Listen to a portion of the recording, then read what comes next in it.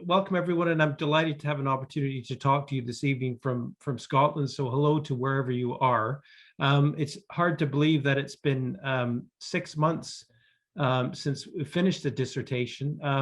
I'm coming at this from a different perspective, just for any of you who are considering the program, because I've worked in the heritage field for quite a number of years.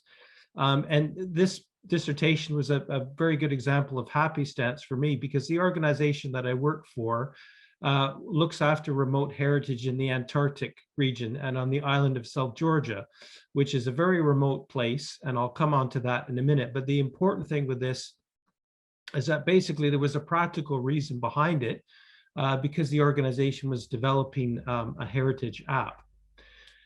So in terms of apps, we all know about apps. They're quite ubiquitous. There's a profusion of them now. There's millions of them about on the marketplace. But I think it's particularly true that in the last couple of years around the pandemic, the whole move towards remote access has been significant. So along with the practical reasons for me being interested about undertaking this research, just the whole shift onto remote access using things like apps and remote access for me is a very interesting challenge. But while I was undertaking some of the research around this particular topic, it became clear to me that while a lot of these apps are being developed for the cultural heritage field and others, it's a very expensive and long process to develop an app. In the commercial world, people can do it very quickly, but in the heritage field, people have limited resources. And what I was finding with some of the research was that once you've produced an app, that's just part of the challenge, because the uptake and the impact with some of these is quite varied. Some of them are well received. Some of them literally sit on a shelf and are not used or download.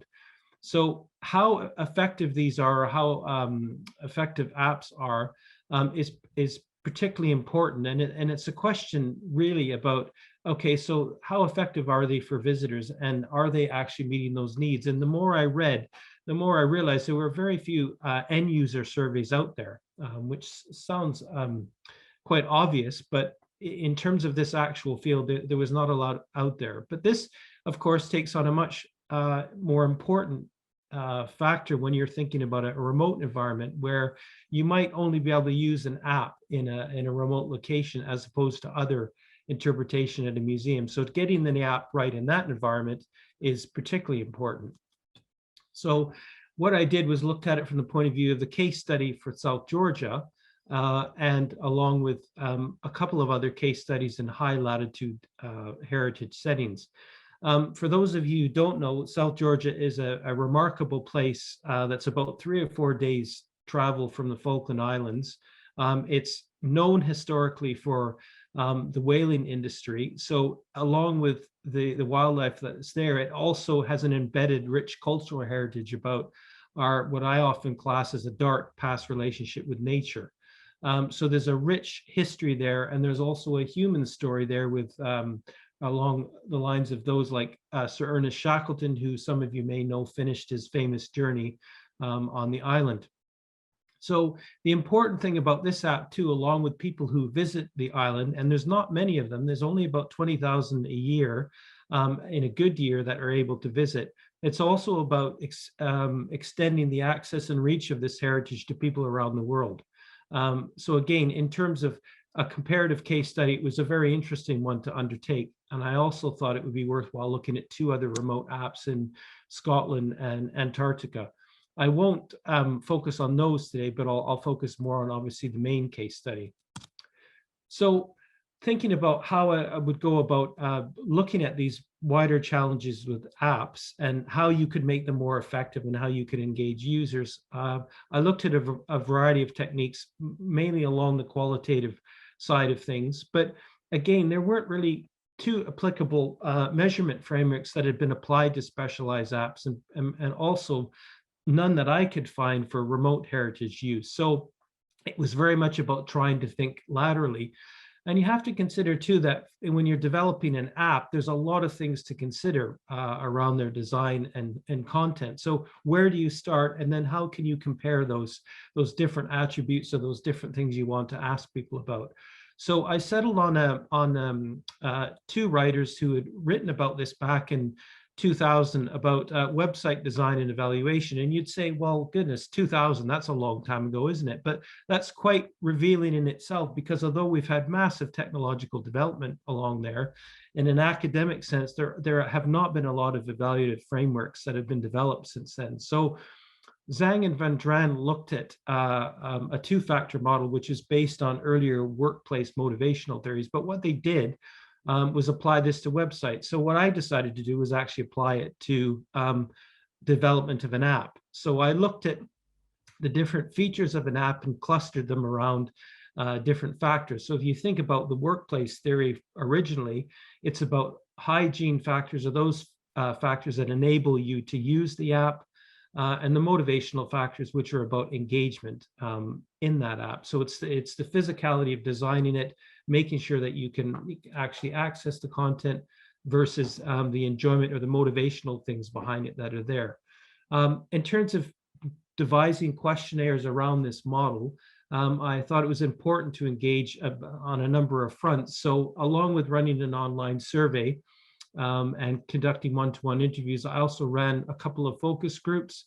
And crucially, what was important about this is that I got views from people who not just were previous visitors to South Georgia, so they would know the whole narrative and story there, but also those who had never been to the place, so they were less familiar with it.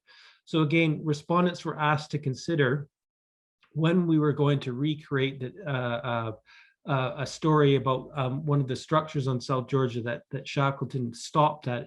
Famously, he ended his journey there at this villa in one of the whaling stations. We began to ask people questions about how they would want that recreated in this particular app. So what I found, which was quite interesting, and these are just some of the findings, I obviously can't go into all of them in huge detail, but one of the things that was quite interesting was the whole response to the narrative and the story around Shackleton. And for those of you who know a bit about it, it's usually termed in a very mythological kind of sense. This great man went and conquered nature and came back. And granted, it is a very remarkable story if you know it. But when I say in post-Empire view, my respondents were very interested in having other narratives about that story. They were interested in the where and the what of Shackleton, but also different stories in it. So wider geopolitical events, who were the people around Shackleton that helped him do what he did.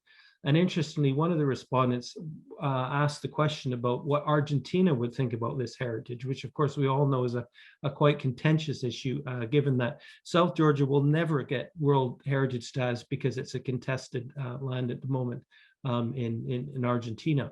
So that was a very interesting and quite surprising, because it was quite a passionate response, and I had loads of people going into great detail about what they thought was important about how the story was presented. In terms of something that's important to us all, and we always talk about it in terms of privacy and some of the assumptions around that, people were less concerned with privacy, but more about how the streamlined process of asking for consent was gained through the app. So they didn't want it to be a barrier. And granted, we were a charitable organization. So in terms of asking from that perspective, it might be a bit different from the commercial sector.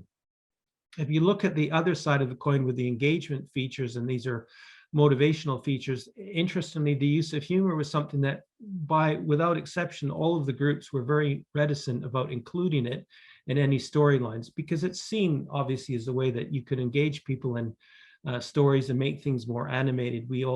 Some of us might know about the Horrible Histories series and so on, and they talked a bit about this, but there was a great concern that some of this humor would just not translate well culturally across different areas in different countries. So people wanted to avoid that when we recreated the story in the app.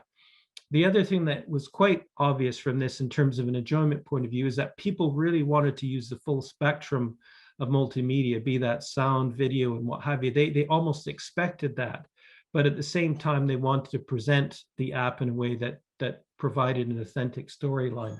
So it wasn't a case of just presenting really technically advanced bells and whistles. It was also very much about getting the story right and having it as a strong narrative. So that was a very important point that came out of the research. And another interesting one, which again, I think has a bit to do about a generational bias, because most of the sample I spoke with were people 50 plus who had visited the island, and there were others, but they were an older generation which were not familiar with social media and other things as much in terms of how it was used. So they were not interested particularly in reaching out to people on the app as a platform. But again, that probably would have been different if I could ask a different sample. But of course, we can't speak to anybody that's under 18. And I actually kind of raised that question when I was doing the research. But getting that intergenerational perspective, I think, is really important, particularly with technology, because as we all know, we adapt and use different kinds of technology given the age groups of the decade that we're from. So those are just some of the things that I found in the research, and I certainly don't have time to go into all of it tonight, but certainly that should give you a flavor for some of the things that we found. So in terms of just thinking about the wider field or future implications, I think what I kind of took from this and gleaned from all of this is that app development is a constantly evolving science. It moves on very, very rapidly. But the literature and the case studies, all of them are pointing to the same thing, that the end users are not consulted early enough in this process. So there were examples where people were asked about what they wanted in an app, but usually what would happen is that they present a prototype by then far too late in the process, and that had already happened. And the other thing too is that organizations, particularly some of the museums or heritage organizations that I looked at, made assumptions about what content users wanted. And again, asking that question, is this effective? Because a lot of these apps had a low download rate after they're released. The other thing that I found, which was very important, was the fact that the striking of a balance between multimedia use and authentic storylines was very important. But for that to work, there's got to be ongoing collaboration with curators and those who create apps. So it can't be a situation where you have technically brilliant people over on this side and curators who are responsible for the narratives on the other. And I think that is something that organizations really that are doing this have to be very aware of in doing this. The other thing that really struck me about what I found was that there's this huge focus on content and creation, which is understandable because apps are expensive and people want to get them right. And in the heritage field, it can take much longer to develop one than say in the commercial field. But there's just virtually no thought on app promotion afterwards. So we all know how competitive it is for an app to find its way on your phone.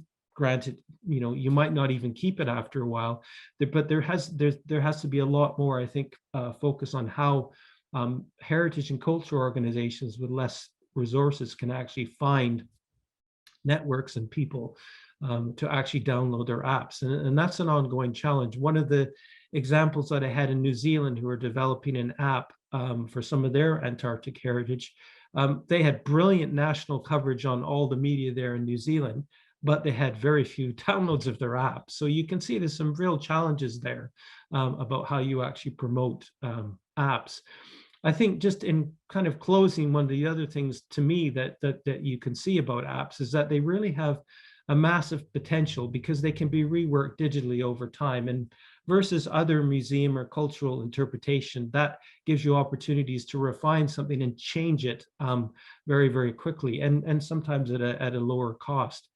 But the optimizing and sharing of this use and sustainability over the longer term is very much about how organizations work together and share content. And I think this is something in the heritage field, particularly, that's going to continue to increase, where there's going to have to be new ways of working in collaboration, and people will have to be very open about how they share collections and knowledge. And it is happening now, but there's going to have to be more of that if tools like apps take off, or they're really doing what they intended to do when they're launched and created.